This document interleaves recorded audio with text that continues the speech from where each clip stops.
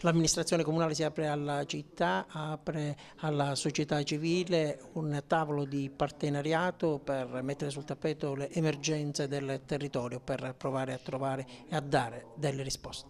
L'amministrazione comunale apre alla città, apre a tutti i cittadini che vogliono condividere, partecipare alla soluzione dei problemi. Non basta solamente denunciare le cose che non vanno, i problemi che purtroppo ci sono, ma la volontà di invece fare partecipare per condividere la soluzione, le procedure di soluzione dei problemi. Questa è la cosa importante. Tante le emergenze, tante le priorità, da dove cominciare? Da dove cominciare?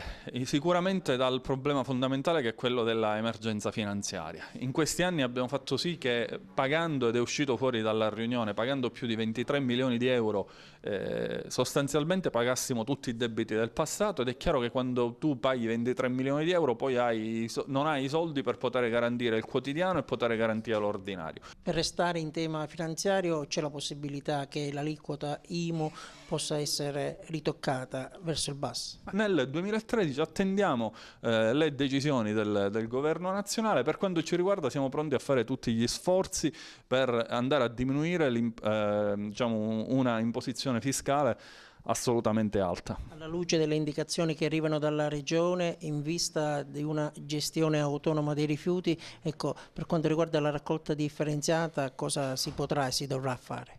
È un fatto assolutamente significativo che è venuto fuori dopo 5 anni di battaglie che facciamo su un piano regionale, quello che finalmente con una circolare l'assessore regionale dà la possibilità ai vari comuni di farsi i propri piani d'ambito sui rifiuti e quindi poter organizzare ogni comune diciamo singolarmente la propria raccolta del sistema dei rifiuti. Questo fa sì che possiamo organizzarci anche noi il nostro sistema di raccolta differenziata.